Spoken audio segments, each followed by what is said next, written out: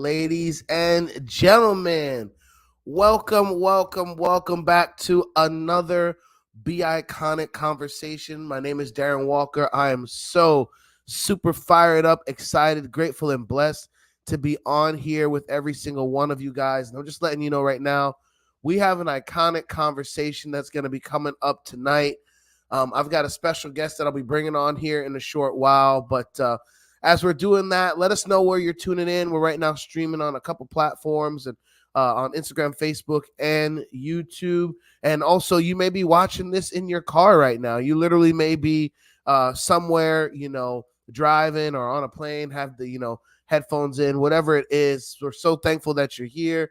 Thankful that you're with us. We do this every Tuesday at 9 p.m. Eastern Standard Time. The name of this podcast is BEICONIC Conversations because we believe that there's an icon within us all. We believe there's an icon within you. There's an icon within me. And we help people earn income by being themselves for a living while impacting the people they were called to impact, excuse me, through their story, through their testimony, and through their witness. I might as well let you know right now. I'll just let you know. Really exciting news that my eldest son, Kingston David Walker, just turned 6, if you're watching live or listening right now, on April 14th. So grateful and so blessed and so fired up about that. Our daughter, Faith Walker, turns 4 on April 30th, but we did a joint combined birthday party on April 20th this past weekend. We got a 15-foot water slide. It was insane. I'm a big guy. I'm going down this thing. They had friends from school, friends from church. We're going down it. But then, we live in Florida. So you go down a water slide all day outside in the heat and come in and out in the air conditioning, you're probably going to catch a cold. So the whole house has a kind of little cough. So don't worry, though. I got my drink here. It made me realize I'm about to, if you want a BEICONIC World or Iconic Attraction Mastermind mug, they're coming soon. But right now, I have Mr. Right. My wife. I don't know if she got that from me, but I love it. So we're about to kick this off. In the chat, let us know where you're tuning in from. Matter of fact, also let us know one thing that you're grateful for. We're going to actually hop into this right here in a moment. I'm going to be bringing up our special guest here. And as we bring him up, I just want to let you know, we're going to be having conversations about life. I'm going to be asking conversations about his life, things that he's done, and just how he's gotten from the point from where he was in his life to where he is right now. The reason why is, hey, y'all, we're in the second quarter of 2024. And I want to ask you guys before I bring him on, how are you doing in your new year? Like, it's the second quarter. It's about to be May, actually, right? And so the second quarter is kicked off. How are you doing so far in your new year? How'd you do in the first quarter? What are some of the goals and dreams that you have going into that new half year? That's going to be July 1st into the third and fourth quarter into the new year of 2025. I know some people are on here and they're like, I am not thinking that far out. And I feel you. However, we get to choose to love to really start thinking about what it is that we're put on this planet to do. And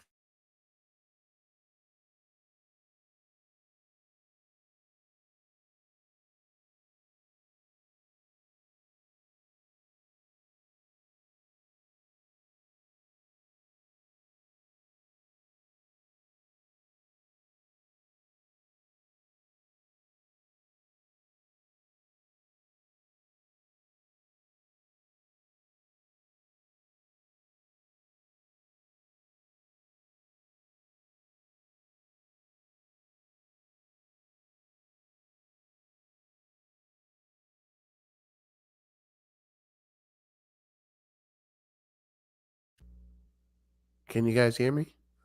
I think I might have lost you for a second. I used to live in my mama's basement. March 3rd, 2012, me and 250 people got laid off because of cutbacks. It was because someone saw me and believed in me that I was able to really have some success, change my life, change my family's life, and I'm passionate about sharing with people how to do that. So I'm going to bring up our special guest speaker here. If he's available, if he's there, so we can start talking about how we can help people turn their iconic, unique story into 6 and 7 figures. So, and as we do this, I want you guys to kind of just be prepared. Let us know in the chat if you're getting value. Let us know if you're having a breakthrough or if you can relate with the conversation. Y'all, this is just going to sit back, have a conversation with us as we go through BEICONIC Conversation. So, without further ado, my brother from another mother, Martin Ruof. Did you make time? I'm here. Thank you very much for having me on. Hey, bro. Thanks for being on. I appreciate you. Loving the backdrop too. It's a mood. It's a mood. It's a mood. Well, Martin, welcome back to BEICONIC Conversations. I'm not sure if this is the third or fourth time you've been on this. Probably, maybe this might be the fourth. I think this is the fourth. Okay. Maybe. If I had to guess. Maybe. You're a repeat offender. But, the reason why you're on here is because, honestly, you are a brother to me. I mean, like, the way I want to do tonight's conversation, and it's the way we do it, anyway, is just have a conversation with you about some of the things that's gone on in your life. And I'll share as well for the people out there, Martin, that are blessed to have life, that are living life right now. Maybe they're stuck. Maybe they're thriving. Maybe there's someone in the middle, but they're seeking to find their calling, their gifting, to be an impact others, and change lives on a high level. So, I want to introduce you and again say thank you so much for being on. We really do welcome you. We do really appreciate you, and would like for you to share a little bit of your story. And then, is it okay if I ask you some pretty hard questions? If we dive in your life, figure out. I only want you to lob softballs. That's it. Come on. Okay, I will make this. Of course, man. Really, really let's bland.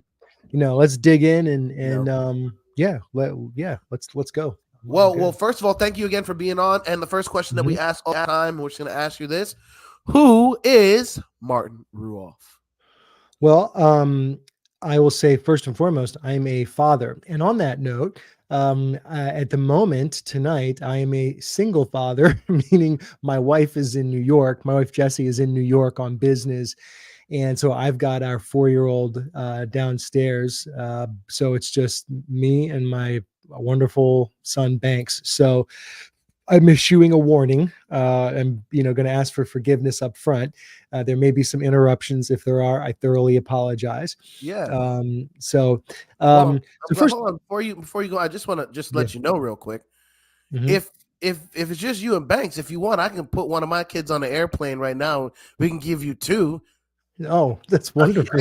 Yes, because that'll just solve all my problems. you want me to send a kid? I could fill that quota. No, I'm just go for it, bro. I appreciate you. Go for it. Yeah, no. So so I'm a father. I'm 50. I think I'm 54 years old, 53 or 54 years old, and been married for 10 years. And who I am is largely encapsulated with all that being a father and I would say in a husband, but really a partner is. And I'm a work in progress. I am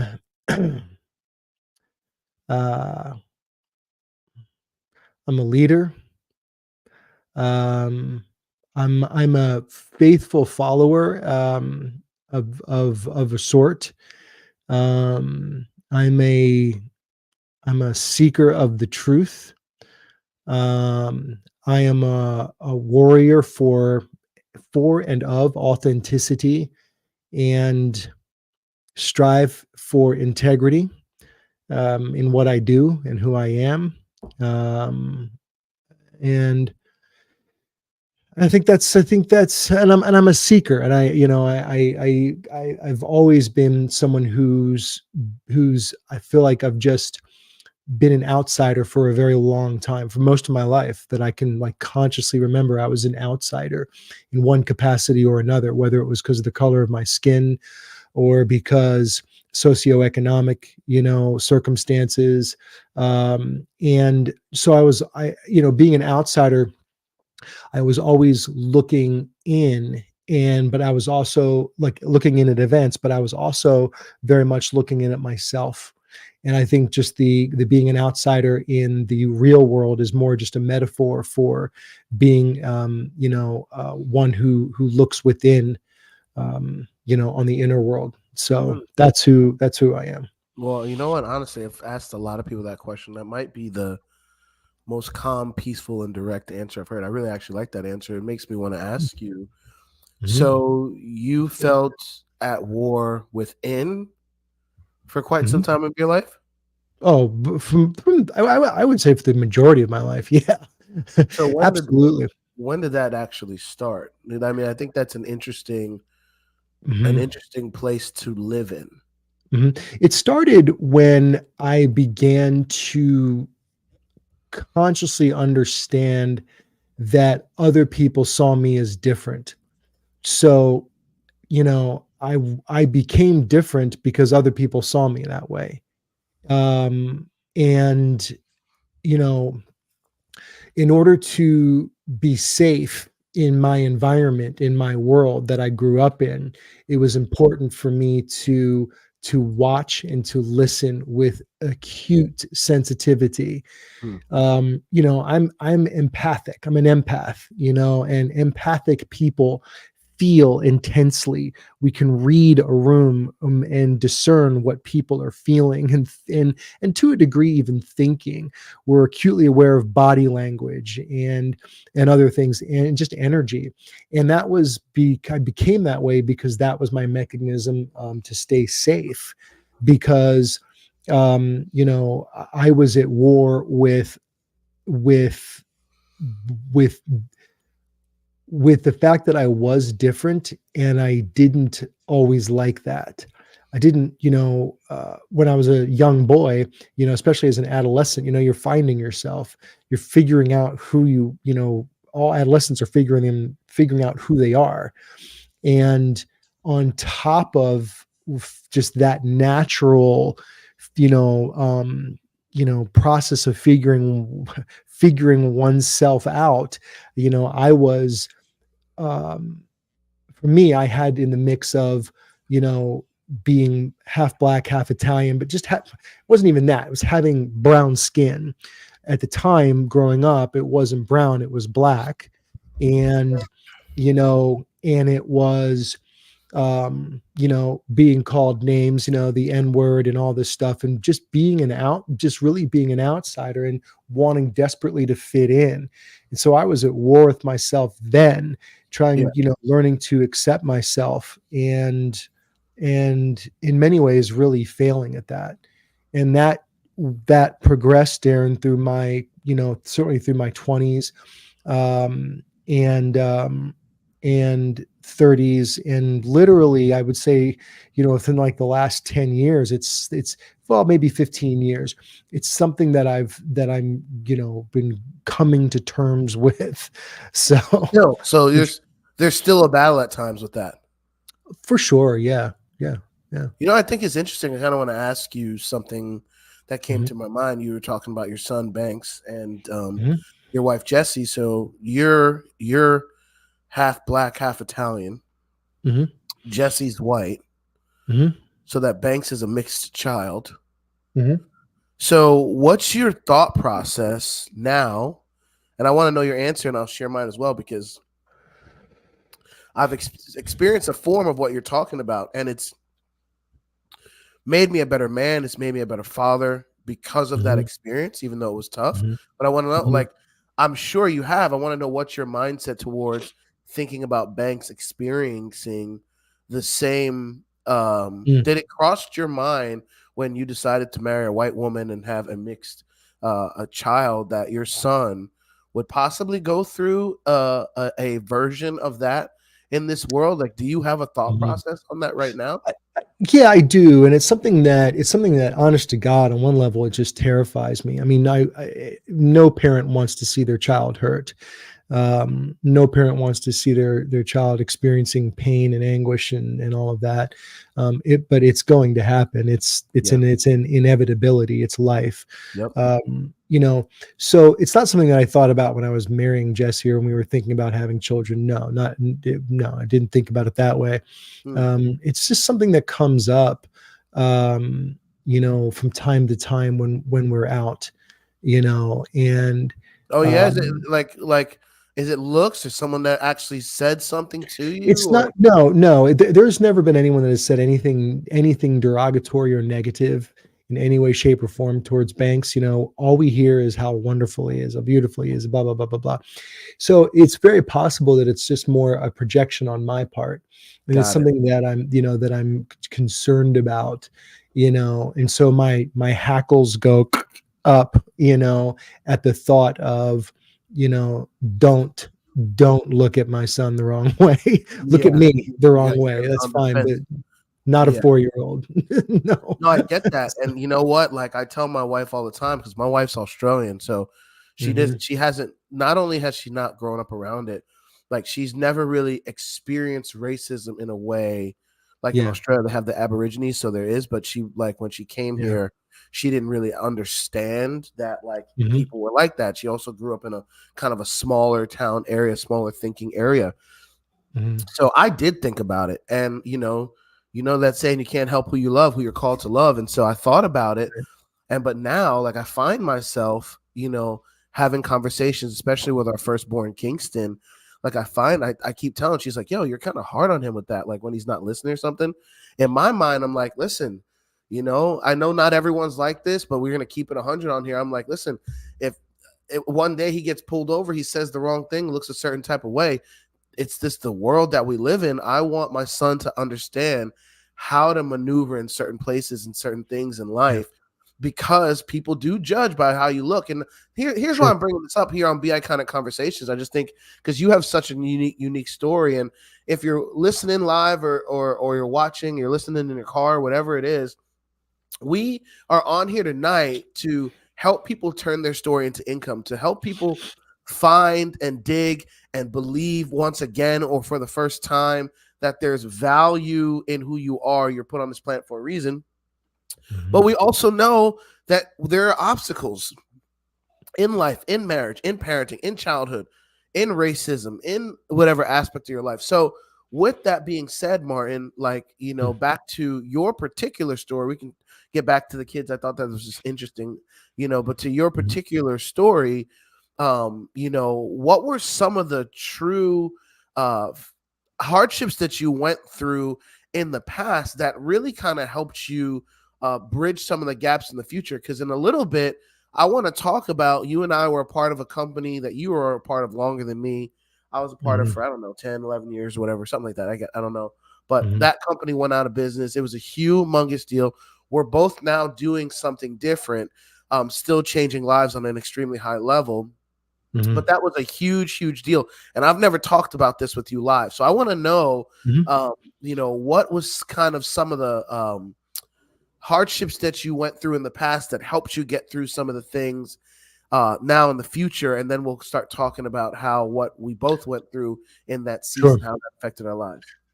Sure. So, I mean, so I'm, as you said, half black, half Italian. I'm adopted. So my adoptive family is white, and I grew up in Baltimore, and I was born in 1969. So I grew up in the 70s. For those of you that don't know, Maryland is basically considered kind of like the gateway to the South, and it was tough, man. I grew up in the sort of the borderline, not sort of, actually, literally on the borderline of an extremely one of the roughest neighborhoods in the city, and one of the nicer neighborhoods in the city.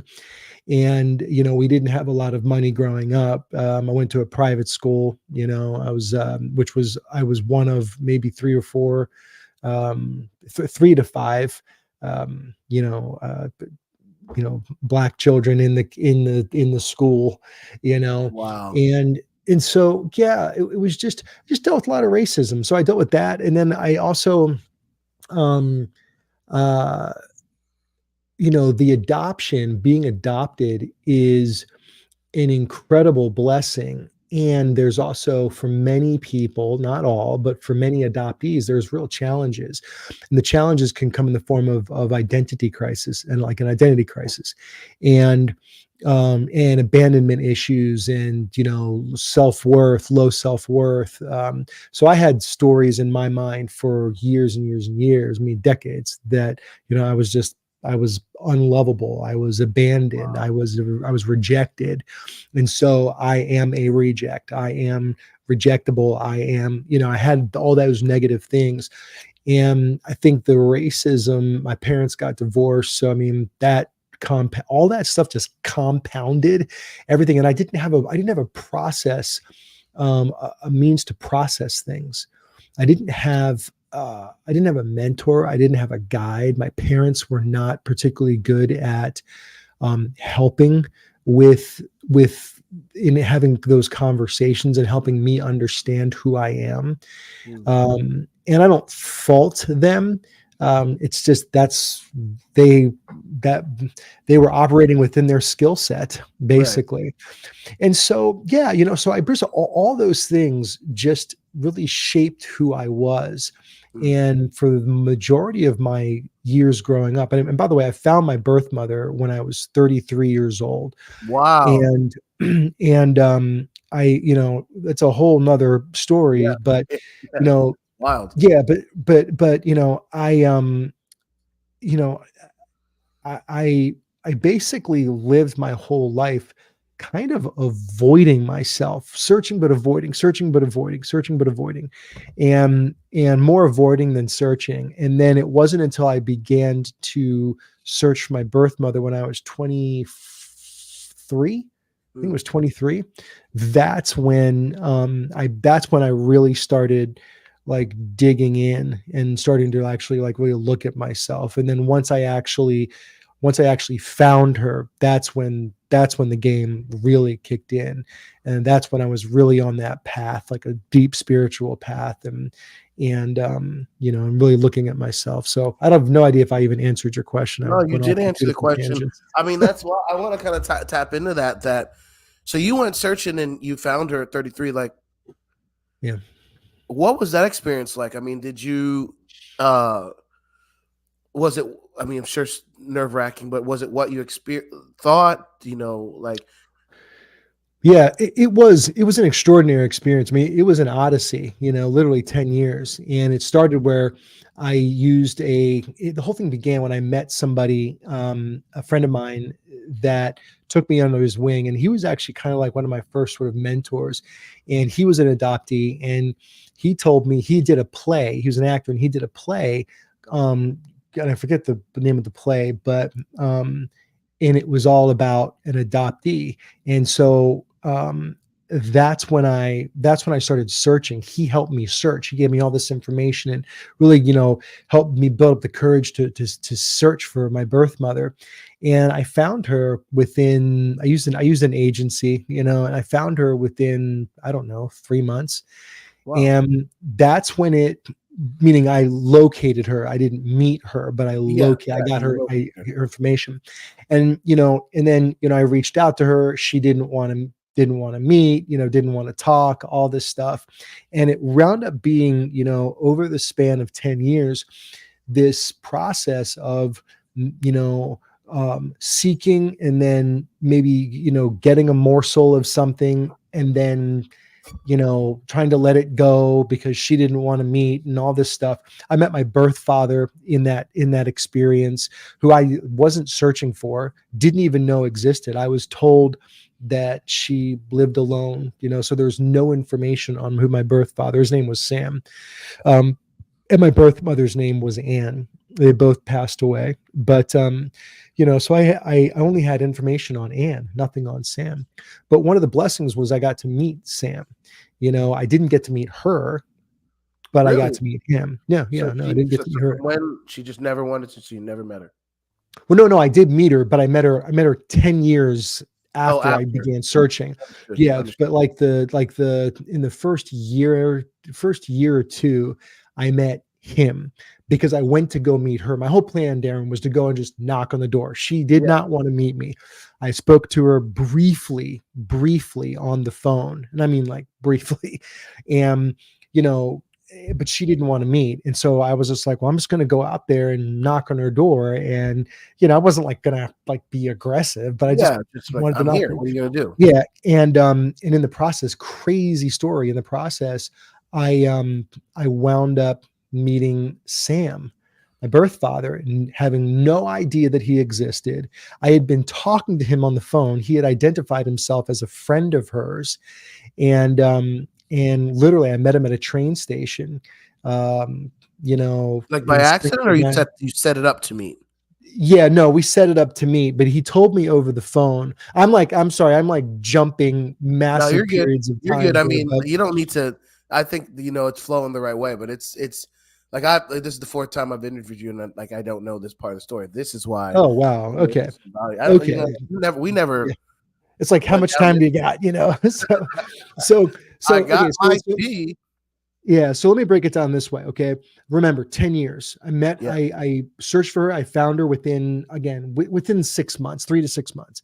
When I say I found her, I located her. I had her identifying information. I had, you know, her address. I had a telephone number. I began calling just to see if I could speak to her. And when I would call, I would get nothing, like just nothing. It would just ring and ring and ring and ring and ring and ring. And then, and I'm talking like I would 5 to 10 times I had called. And then just say like, you know, on the 11th time or whatever, I called an answering machine, picked up, and it was a man's voice, you know, hello, we're not here right now, leave a message and we'll get back to you. And you know, I didn't leave a message. And then I would call, get the same thing, wouldn't leave a message, call, get the same thing, wouldn't leave a message. Then I left a message one day, and um and nothing happened of that. And then I would continue to call, and this is like months and months and months and months and months on.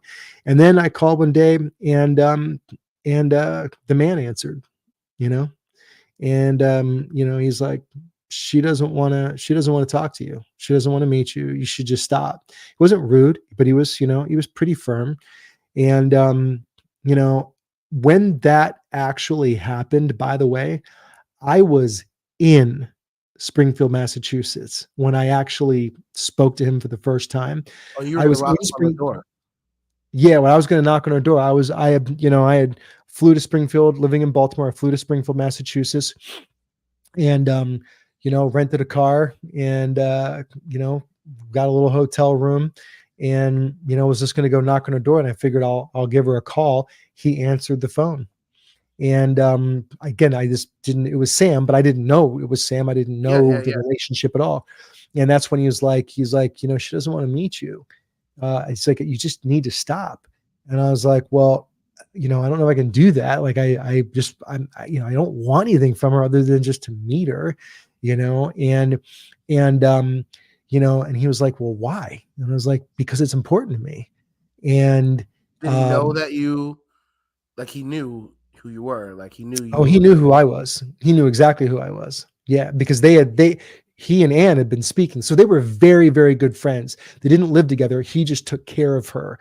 You know, she had diabetes and all this stuff. So he just took care of her. Gotcha. And she had me when she was 40, I want to say 40 or 44 years old.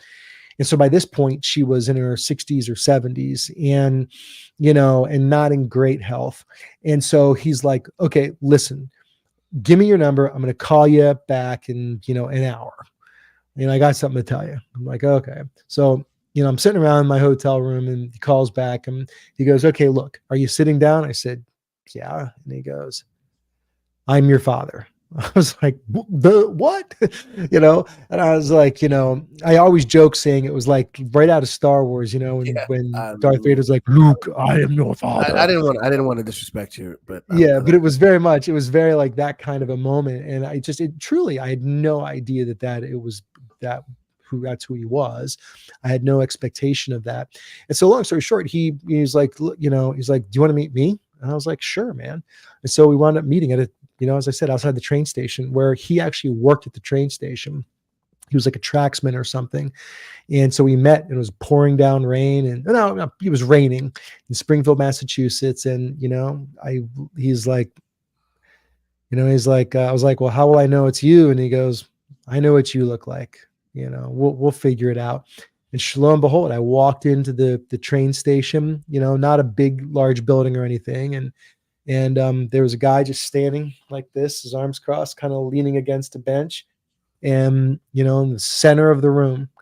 And, I was like, that's him. And he just looked at me, and kind of did that, Yeah. smiled, and I walked over and shook his hand, and, we spent a couple hours talking in his car in the rain.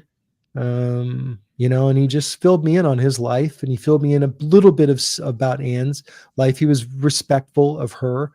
It didn't, divulge too much information, but I mean, that was so that was one of the blessings. Like that was, so I've done a talk about this on stages before, Yeah, and we'll I talk call about it that a little bit. yeah, I call it, it was one of the prizes along the way. It was something, I had an ultimate goal was to meet her, to meet Anne. But in lieu of meeting her, there was rejection, quote unquote. There was failure, quote unquote, failure. And there were also incredible prizes, gifts, whatever, but prizes that I experienced, call them blessings, that I experienced that were completely unexpected, and, helped chip away at the false narrative I had created, and effectively chip away at the lie that I had created about who I was from a identity point of view, but also from a foundational, like self-esteem, Yeah. He's like, she doesn't hate you, Martin. It's not that she doesn't want to see you because it's hard for her. She's embarrassed. She thinks you're angry, which I was angry, but I wasn't like there to take my anger out on her. Yeah. I was angry because I didn't know what was going on. For sure. I was angry How old were because you I'm at like, this time? at that time I was 25, maybe. Wow, bro. Yeah. Wow, I mean, I was a that's kid. Look, if you're on here and you're 25 years old, it may, no offense. Okay. But I mean, like, look, I'm 54 no, years old. So 25 years old. That's a you're kid young. It's experience young. that. It's So, yeah. Yeah. That's insane. Yeah. Yeah. I mean, look, we all have life experience, and it's life experience that and how we interpret it and how we deal with it that creates our emotional intelligence, right? I had a level of emotional intelligence, but and I was 25 years old. So, Yeah. so I had that experience, and then he's just like, you just gotta let it go. And I was like, I'm Okay. just gonna let it go. You And I decided couldn't. to do it? No, I couldn't. And like a couple years later, Did I you kept keep having calling? to. No, but I just had this like recurring issues that kept coming up because I wasn't dealing with them. And they say what you choose not to look at in your life rules your life. And that's the truth. And so there were things I just wasn't looking at. And so I wound up going back out there, to go meet her. And crazy enough, I pulled up to her house, and she lived in an apartment building. I literally pulled up to the building and was sitting in my car, working up the courage to go up to the front door of the building. And who pulled up? Sam. Sam's like, what are you doing here, Martin? And and he was like getting in his car, and I'm getting out of his car, and I was like, open the door, and I was like, hi, Sam. And he literally was like, that's what he said. He like slumped down and he goes, what are you doing here? And I was like, I want to meet her. And that's when he was like, you got to get it through your head. You need to stop. You're not going to meet her. She doesn't want to meet you. Hmm. That was like that one actually hurt. And that sent me into a spiral. And I was pretty destructive. I had some really destructive behaviors. Drinking. Yeah, no. Was I doing drugs then? No, I did drugs in high school. Nothing like crazy, but I did Yeah. drugs in high school. But I was drinking a lot. It's just partying. It's just yeah, pretty Yeah. destructive. We call it And Young Thundercat. I got you. yeah, and then and that more years went by, and my life got so sort of bad Hmm. that I had a life coach that said to me, "You need to meet her, because if you don't, you're just not going to be able to get on with the rest of your life." And so at that point, I had turned 30. I was 33 years old, Oh, wow. and So that this is from yeah. 25 to 33. Yeah. Yeah. And, um, you know, well, I mean, I think the second time I met Sam, I was probably 28, maybe Okay. 27, 28. Um, and, yeah, so I was 33 years old, and I just went out there, and I was determined to do it. And to condense this story, I just remember I was sitting in a rental car, and, it was raining outside. And I remember being utterly terrified. And I knew her apartment number, and it was like 1J or something. So she was on the first floor, and there was an old converted schoolhouse. And so there's probably five stories, 4 or 5 stories to the thing. And I was convinced that where I was parked, she could see me. I was like, she's looking at me right now from a window. And turns out I was actually, I had almost had the apartment correct. She wasn't looking at me, but I literally, because I looked out the window, because I wound up meeting her, and I looked out the window, and I wound up seeing my car. And anyway, I was sitting in my car, and I was freaking out. And a friend of mine, Sabrina, called. And this is someone who knew I was, she's actually one of the only people I told that I was going to, attempt to meet Anne. And she just called. She's like, "How's it going?" And I was like, "I'm sitting in the car." She's like, "Where?" "Outside our building." "Are you going to go? Are we going to go do it?" I was like, "I can't." I was terrified. And I think to date, it's the scariest thing I've ever done. Wow, bro.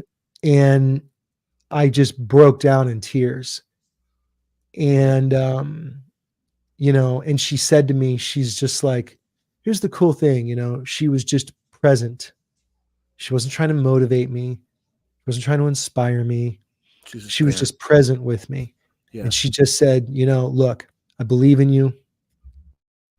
Do you want to do this?" And I said, "Yes." She said, "Well, then go do it. Just get out of the car. I'll stay on the phone with you." And so I I opened the door, and I walked through the rain with the phone right here, crying. And I walked up to the front door of this building. And I'll tell you, I'd been to the building before, and the front door was locked, and it was like a glass partition door. And you open one door, and there's mailboxes and buzzers, and there's that glass locked doors, the security door. And I in the past, I'd pulled on that door to see if I could open it, and it was always locked. Literally, my plan was to just start buzzing other apartments. Someone would open it up. Somebody's just going to let me in. And I kid you not, a voice said, "Pull in the door." So I just reached out, and the door opened. And that's when I knew this was, one, I was not alone. Hmm. Two, I was truly, genuinely guided. And a lot of fear went away right there. In your And life in general. in that moment, just the fear, it just of meeting her, and all of it Wow. went away. And, and I just, I was like what I said, like apartment 1J or whatever, I just walked down the hall, made a right, made a left, and went up to the door and just knocked on it. And she said, "Who is it?" And I said, "It's Martin." And she opened the door, had a little, like they had the little latch on it, She's like peering through it. And she said, "Hi." She said, "Do you want to talk?" And I said, "I'd love to." And we sat down and we talked. She opened the door and we had a great conversation. It was amazing. It was amazing. It was beyond cordial. We laughed and we had a great time. It was the one and only time I met her. She passed away about a year later.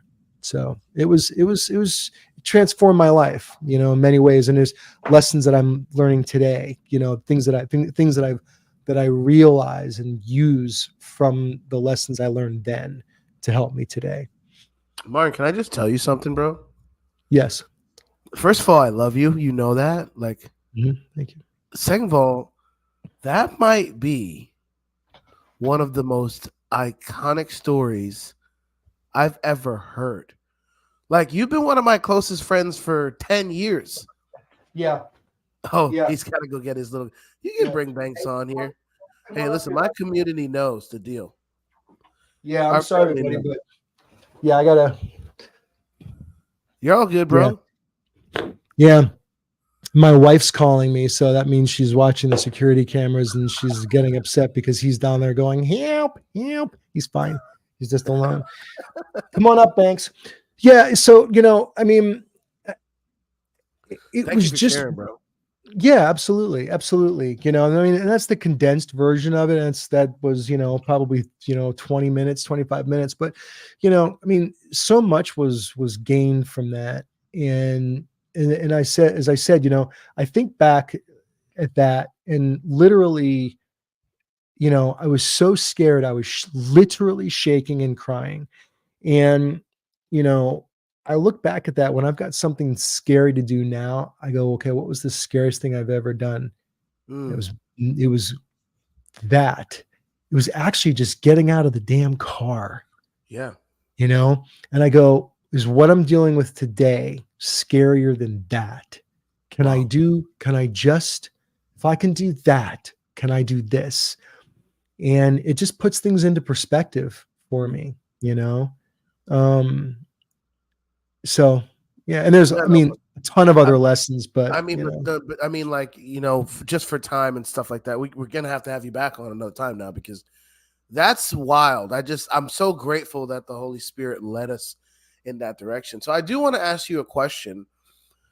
You and I were a part of a company for a while. You were a yeah, part of the founding members in a sense of that company.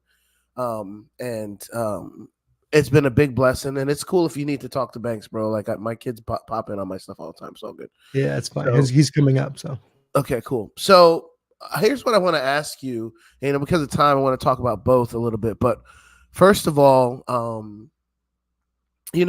when that company went out of business in 2020, I launched a business teaching people how to turn their story into income. Man, look how big he's gotten. That's just wild. What's this is going on? Darren here. You want What's to come up and say going hi? on, Okay. Banks? He goes, no.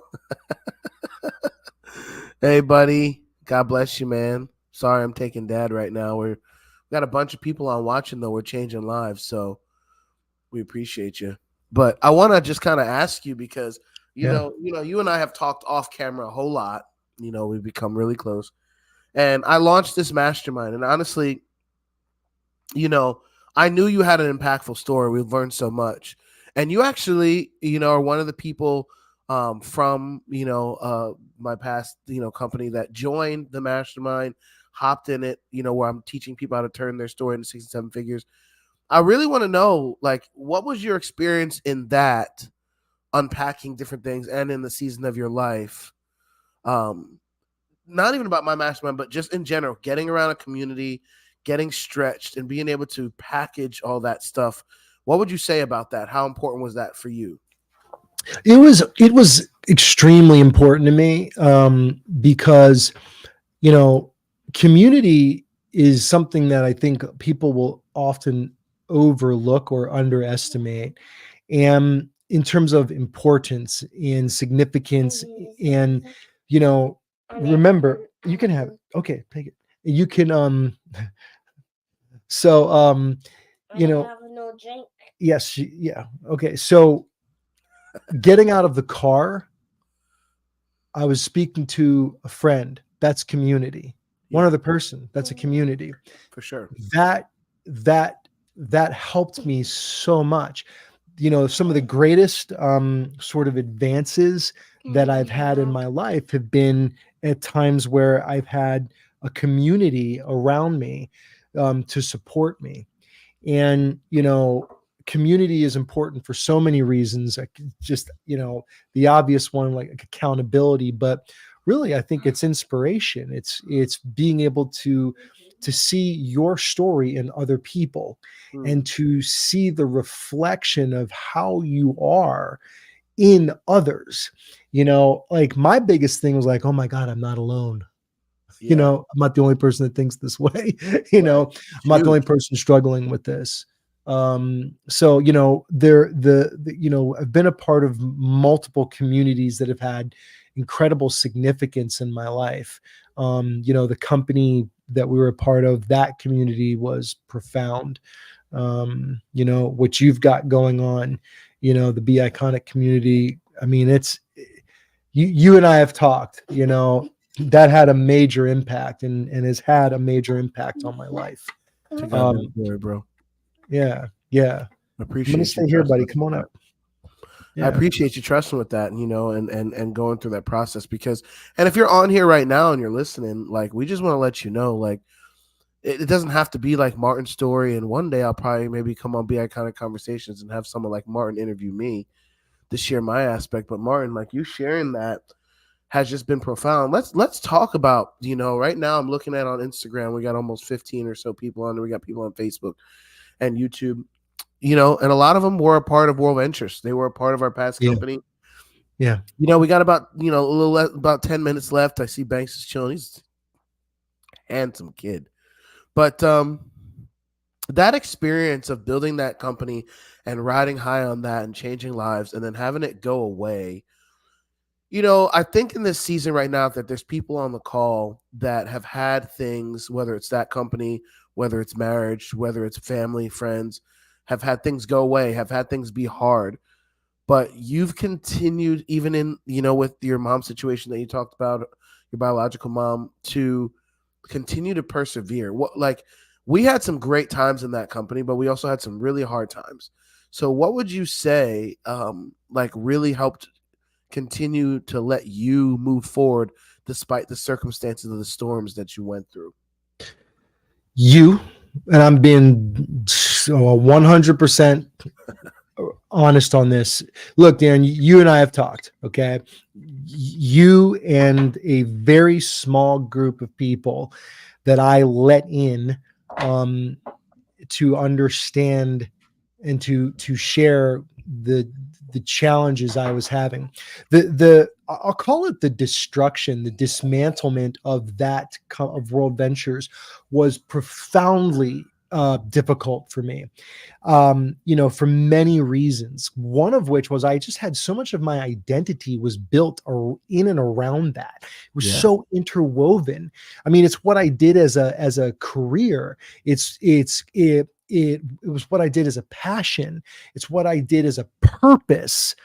My purpose was intricately woven into the fabric of World Ventures.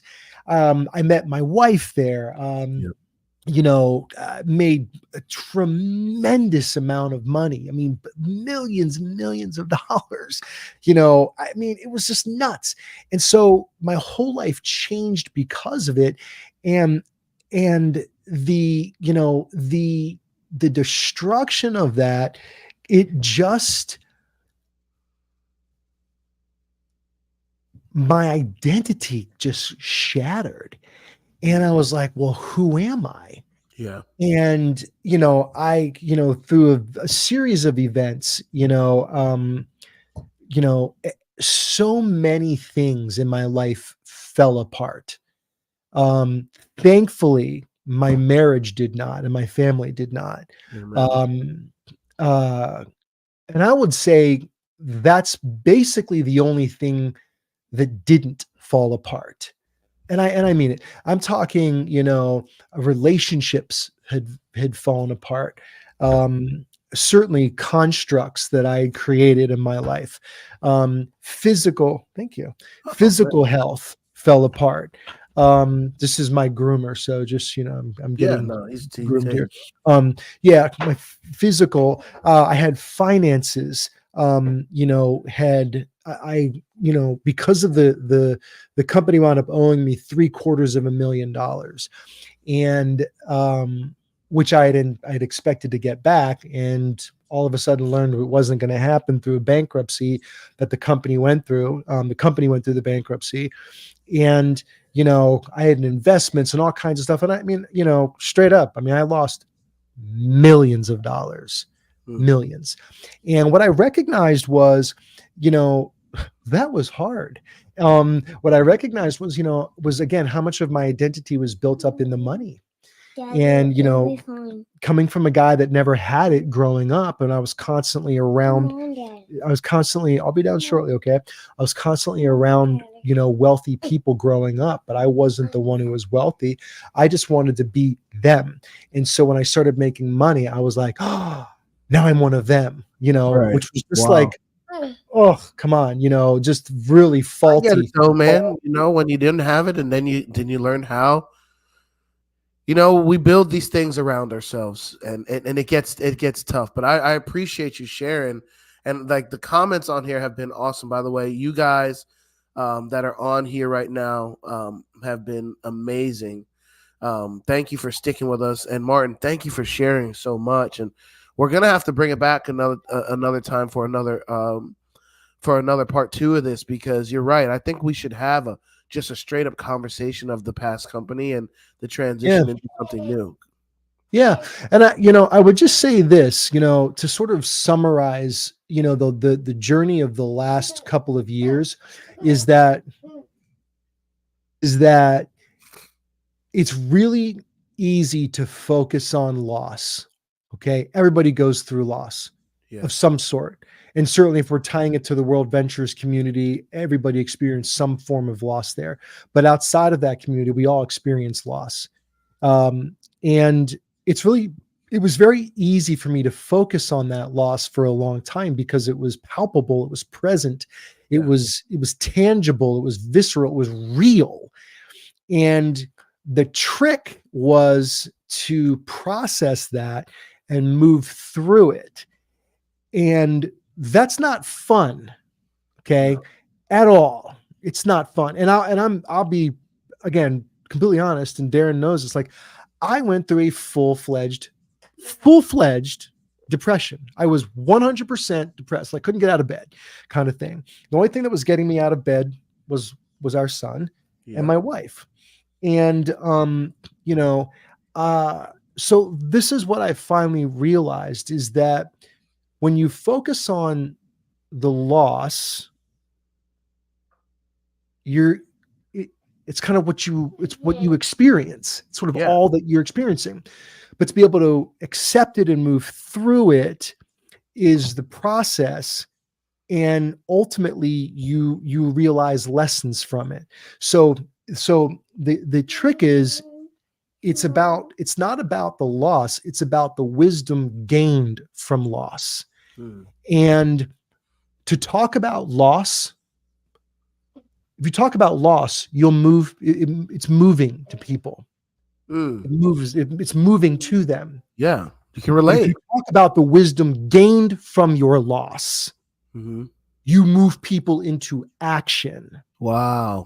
And it's a distinction that is incredibly important for anyone that's interested in serving other people. The wisdom gained from loss moves people into action. Talking about the loss moves people in their heart. It moves them, they're stationary. And it also does the same thing to oneself. When I began to focus on what am I learning from this? What value can I extract from this? it put me into action, which created more freedom and more distance from the loss and Yeah. from just focusing on the loss. Value, bro. So I just share that and as something that I've, because I'm, starting to coach people, and that's something that So good. it's very, very important. It's been a very important lesson for me. So to be continued. Yeah. To be continued. Banks is like, I want my dad. I'm so glad we caught that. Hi, Banks. I got you, bro. We'll give him to you. You putting him in a chokehold. Will you say hi? No? Okay. Hi, handsome boy. I wish my kid was awake right now to meet. Have you? We got to get Banks and Kingston on a play date, bro. I would love that. I Yeah, would we'll love that. figure it out. But you're Yeah. gonna have to come to Florida. It's too cold where you are, bro. I'm not going there. Hey, by the way, we're going to be in Florida at the end in a few weeks. I'll talk to you about Oh that. yeah, That's man, fun. that's gonna be awesome. All right, well, Yeah. listen, I'm gonna let you get back. I'm gonna wrap this up. Hey, man. Hey, you know what, Martin? I'll just tell you this real quick. Banks, I want to tell your dad, thanks for allowing me to be a part of your life as well. Thanks for trusting me and joining the mastermind and blessing our community. Thanks for being so honest. You say I help you, but really, it's just awesome. You were one of the guys in that company that saw people and not an income, and it's a blessing. And for the people that are on here right now, this is going to be on Facebook, and it'll be on my YouTube as well if you want to go back and watch it. I think this is profound, but there's so much to unpack. I really hope people understand, though, like Martin said, the prizes along the way. For the people that are, part of my mastermind are going to be, we help people earn income by being themselves for a living. There is value in your story. God's going to do a work in you before he does a work through you. And, whether it is from what we've learned, in our company that went out of business, or maybe somebody's going through, again, marital struggle, financial identity things, single mom, single dad, your story is valuable and impactful. And it's, I'm trying as hard as I can, but it's hard to focus when Banks is that cute and just body slamming you. I love it. So let me say this real quick, and I apologize, Don't Darren. I don't mean apologize, to interrupt bro. you. Just I hold, love this. hold on. Banks, Banks. Let me just say this. Okay, and then you can jump on me. You talked about community, and I just want to publicly really say that, like, for real, is Darren, you helped me. I hope you know how much you helped me. For everybody on here, Darren is beyond generous in his spirit, in his heart, in his wisdom, in all capacities. And it's something that, I'm not kidding, Darren. Like, I honest to God don't know if I'd be here in this way at this time were it not for you. And there's a couple other people that had a tremendous impact. But you were the first. So I'm just going to say that, and then I'll peace out, because I apologize, No, everybody, bro. but hey, Well, hey, got to be a bro, we'll dad. catch up. Hey, God bless you. I want to let you know this, though, bro. As much as I appreciate that, I'm gonna take this time to give God all the glory, because he put you on my heart and my spirit. I didn't really know what you were really going through at that level, and I guess you've told me, but I'm like, all right, we all go through it. But it is all him and the community that I'm a part of, bro. I shout out to the Be Iconic World and I Am community for loving me and loving us and my beautiful wife. And so, hey, bro, the best is yet to come, and we're going to pass it and bless it forward. So if there's anybody on here right now struggling, just know, whether it's me, Martin, or someone else, that we want to continue to give value, and just we're asking you too to get out there and be a blessing to other people. Okay, so we're going to wrap this up. I'm going to say a prayer. Martin, bro, this has been, probably no joke, one of my favorite Be Iconic conversations. Y'all, do us a favor in the chat, especially on Facebook and on YouTube where they stay. Let us know what your biggest takeaway, your biggest aha. And let me pray for you guys. All right, Lord, just want to say thank you for this opportunity to seek your name, seek your face. Thank you for my brother Martin and his family. Thank you, Lord, for bringing him through that pain. And for anyone that's on here right now that is struggling in their faith, in their marriage, in their childhood, their children, in their finances, Lord, in their community, in any aspect, Lord, that you give us grace, you give us peace. We want to use this platform as a platform to encourage people to know that they have value, they have a story, and yes, they can make money, but more, they can be in their calling and be a blessing, Lord. Thank you again for my brother Martin for answering the call and allowing me to be a part of his life. In your name we pray. Amen. And so, y'all, Martin, your hair looks amazing, by the way. Oh Thank my God, I've been ravaged. Oh, No, bro, it's all good, man. All right, I'll see you later, bro. Thank you so much. I appreciate you. God bless you.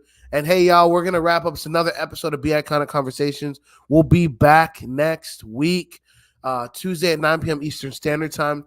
Hey, we believe that there's an icon within you. Seriously, do me a favor, share this, comment. Let us know the value that you're getting here. Continue to show up for this community. We appreciate you, and we're looking to just continue to do God's work. So God bless you guys. We appreciate you. Good night, icons. Let us know in the comments and the chats what value. Shoot me a DM if you got value. And if you want a one-on-one call with me to show you how we're helping people turn their story into income, DM me icon right now, either on Instagram, Facebook, or YouTube.